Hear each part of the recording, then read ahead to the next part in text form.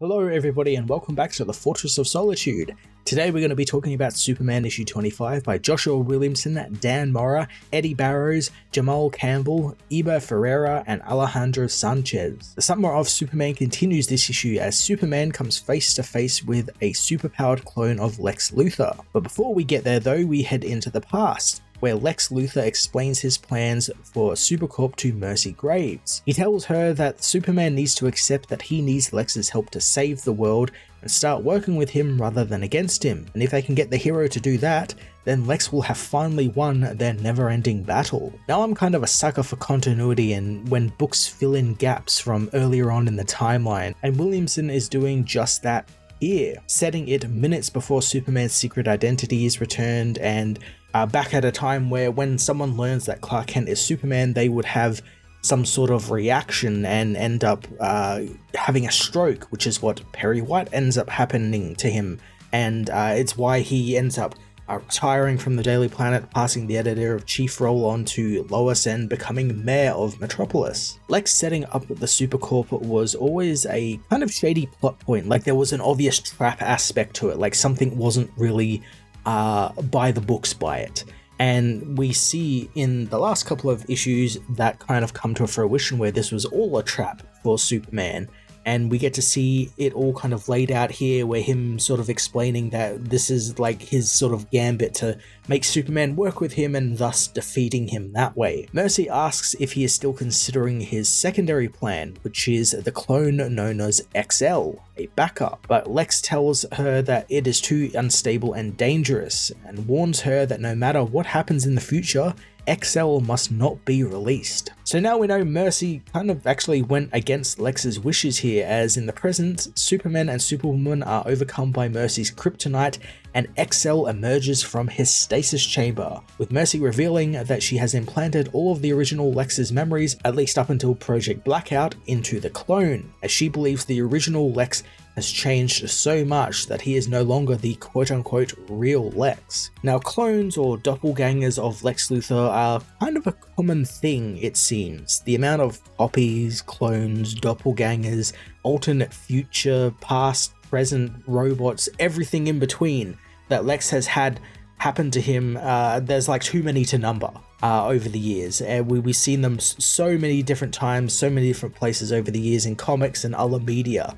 And I do like that Williamson is framing XL as type of an old trick, as like he isn't to be released because he's so dangerous, but also it's because it's just another clone of Lex. We've seen that before. I kind of like that there is that kind of air to it where they don't want to use this being because he's an old trick. He's something that Superman and other heroes have seen before. I do hope the clone doesn't take up too much space in Williamson's already quite full story and plots, since he's spinning a lot of plates at the moment with, you know, the Doomsday stuff, Zod, Grafton Farm there in the background, Marilyn Moonlight, Brainiac, you know, what's happening with Brainiac, all this stuff is happening and it just might be like one thing too many. XL knows that he is to defeat Superman, even casting off his own daughter as Mercy fills him in on how they tried the Supercorp plan.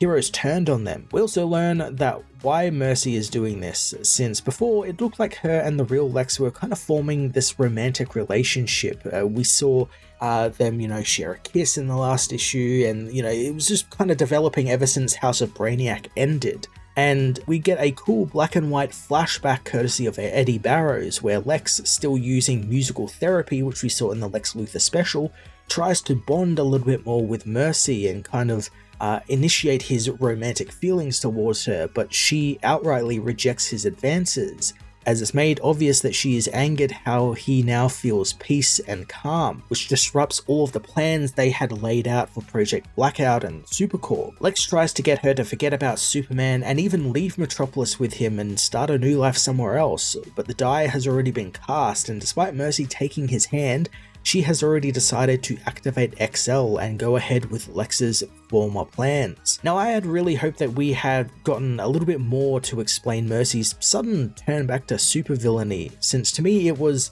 set up that she was kind of glad that Lex has kind of turned over a new leaf and is actually trying to be a good person now. Like, She was free from his oppressive, toxic personality, which we saw, in the past time and time again that Lex didn't really care for Mercy all that much. He would use her as a tool and view her as a tool rather than a person. So for her to kind of double down on wanting to follow the man that did all of this to her and abused her is very confusing to me. I don't know why Williamson is doing it that way. Back in the present, XL attacks Superman and Superwoman, and Lena signals for her father to help via his signal watch that he still has on him. Lex meanwhile is brought into Stryker's Island where he gets the signal from Lena, and as he is led back to his cell, he tries to tell Chief Krakoa that they need to go and help Superman and Superwoman since the city is in danger, but Krakoa suspects this is all just part of some plan for him to escape prison again. Krakoa is a character who was, introduced and kind of framed as like, oh, he's going to be this cool new character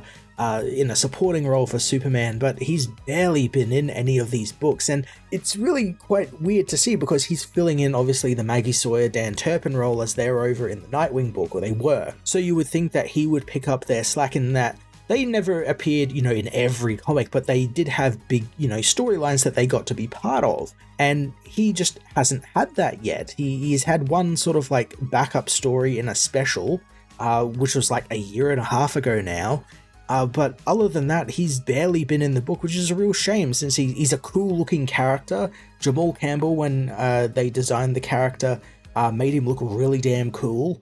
And he's just been sort of wasted and just not used at all, and it's really frustrating. It's getting all these new characters and none of them are being used to their full potential. Before Lex can do anything, the prison is blown open by Marilyn Moonlight, and now Marilyn is another of Williamson's original characters that begun with really interesting mystery but has been criminally underutilized and developed. It's been months since we last saw her. I think in that story that Superman went back in time to deal with Graft and Farm at Metropolis's, founding is the last time we actually saw her properly. And that was like probably almost a year ago now. So she's, again, like Krakoa, just criminally underutilized. And I don't know why she's only appearing now, especially when the heroes could have used her help earlier on, and her whole thing is she protects Metropolis. So why wasn't she protecting Metropolis during the Doomsday attack either? Lex appeals to Marilyn's heroic nature, telling her that the city she protects is in danger, and if she helps him, she can have all the revenge she wants on Lex. Back at Supercorp, Superman continues fighting XL. Learning Mercy's kryptonite is giving him an extra boost, so they need to take the fight out of the building and away from Mercy. Superman grabs Superwoman and blasts out of the building, allowing the kryptonite to begin to wear off. I do like just how off guard Clark and Lois were caught, as thanks to the kryptonite weakening them and, everything kind of happening very quickly, they're only now realizing that they are fighting like a superpowered Lex clone. It's only just kind of dawned on them that that's what's happening. Luckily for the heroes, Marilyn and the real Lex arrive, with Lex telling his powered doppelganger that he is there to put him back on ice. Lex summons his warsuit, which is about time since it feels like forever since we have had the classic Lex warsuit for the character, and I like that he's using it to fight a superpowered Superman version of himself. Since Lex is fighting the clones, the other heroes who are still weakened by the kryptonite decide to help the city, getting people to safety and clearing the area. During the battle, XL is suddenly racked with pain after Lex punches him in the face, and cracks begin to appear in his face. He begins to talk in broken English, almost like a Bizarro. Now this is where Williamson adds a pretty cool little twist to the clone, as it's revealed that this clone was created via the same technology that was used to create the original Bizarro that Lex created. And just like Bizarro, XL is broken, and this is why the clone wasn't to be released, since while he is very dangerous and unstable, he wasn't fully cooked yet. Lex hadn't figured out how to actually make the clone work and stop it from breaking down, and having an insane clone with Superman powers and his own face out in the world isn't something he actually really wanted out there. Lex wants to help XL, but the villain has no intention on letting that happen, tossing Lex into the building before taking to the skies, proclaiming that if he can't have Metropolis, no one will. Free from all of the kryptonite poisoning thanks to the coming sunrise, Superman and Superwoman attack XL and pick up the fight, as Lex meets with Marilyn, who fades away as the sun rises, being that she can't exist in sunlight. Now, I had completely forgotten that she was dependent on the moon and could only really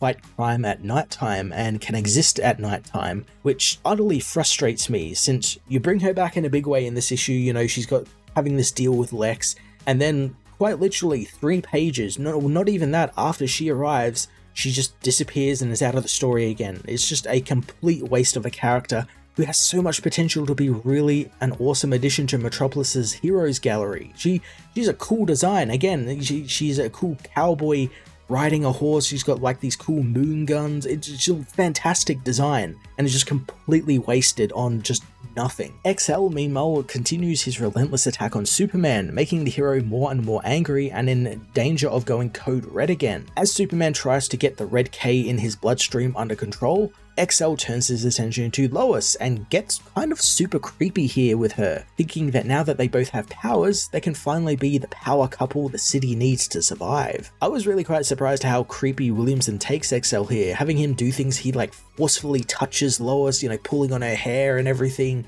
And he reveals that he no longer has to hide who he really is, since no one knows who the real Lex is. And now he can be who he truly is, since he has no limits now. The villain says he has plans on killing Lois, Clark, and then he'll kill their son, which sets Lois off, and she unleashes a huge blast of heat vision, one so powerful it blasts XL into orbit. Thanks to unleashing her power, Lois is knocked out of the sky, but Superman is able to save her from hitting the ground, revealing that while he's still under the control of the Red K, he's quickly regaining control over it. XL, however, returns, looking even more like a Bizarro now, with cracked pale skin and the gait of a zombified corpse. The villain knows that he'll never stop until he shows the world why it needs him, and Lex soon returns to confront his clone, again trying to convince him to let it help him and find a way forward together. But XL is stuck in his ways, refusing to ever try and help Superman, calling the real Lex a failure, partnering with the alien, since after all he is Lex Luthor and he should not do that. Lex knows that he is Lex Luthor and does something very in line with Lex Luthor, but also quite surprising, as he blows XL's head off, killing the villain instantly despite Superman's objections. Mercy, however, is relieved, as this is seemingly what she ultimately wanted, as with Lex killing, it means the Lex she once knew is back. Now I can kind of fuck with the idea of this being Mercy's endgame, push the real Lex into killing again and thus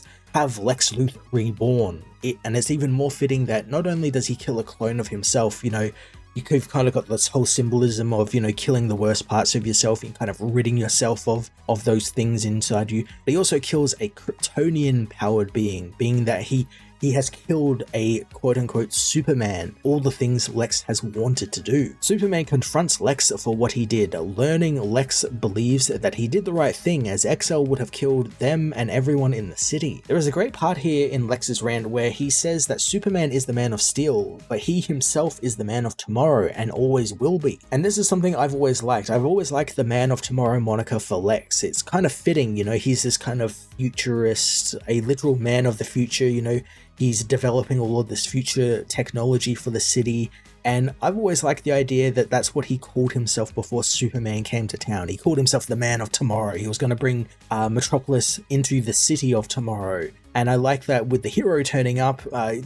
city kind of took that moniker and gave it to Superman and had him proclaim himself as the man of tomorrow. And I like that, you know, that's something that Lex really hates, and I like that this is him sort of taking that back from Superman. Superman is done playing with Lex, planning on taking him back to prison, not while Superwoman checks in on Supercorp, but Clark finds that his wife is not alright, as it appears all her powers are now gone, leaving her severely wounded thanks to the beating XL gave her. Now this is a cool twist, as not long ago we actually found out that Lois got her powers at the end of Absolute Power from General Zod.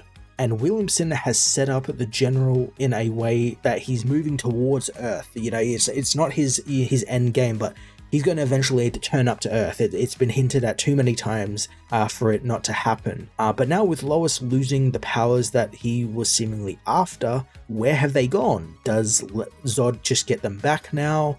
Are they just disabled? You know, kind of like when Superman does his solar flare, does she just need to recharge a little bit? There's a great mystery left here for the next couple of issues, and I'm really looking forward to Williamson honing in on that and kind of figuring out what is going to happen with Lois. Now, obviously, she's not going to continue having the powers. They are going to leave her at some point, and I guess this is probably the beginning of the end of that storyline. Superman issue 25 was all-out action as Superman, Superwoman, and Lex battle an out-of-control, superpowered clone of Lex Luthor. The action is pretty fun, but the book suffers from so many inconsistencies, the chief being Mercy's reasonings for her turn back to supervillainy, which feels really goddamn thin, and why she would do this, it just doesn't make sense to me after everything we have seen in the last 25 and even the last 2-3 years of Superman. Alongside that, there is also the underuse of characters like Chief Krakoa and Marilyn Moonlight, both who aren't getting any actual character growth, all thanks to the limitations Williamson has put on Marilyn's character regarding when and where she can appear. It's very limiting to write a character who only can appear in Moonlight and then set your story predominantly at daytime because your two main characters feed on daylight to power them. It's a big waste of a character with lots of potential. I did like the ending twist there, little cliffhanger with Lois losing her powers, as that sets up a cool mystery going forward and what will happen with General Zod when he finally arrives on Earth. And I really hope Williamson doesn't get bogged down with the myriad of plots he has going already and can kind of focus the book a little bit more into making sense of some of these plots so we don't have mass inconsistencies like we do with the Mercy stuff. I'm going to give this issue a 6.5 out of 10.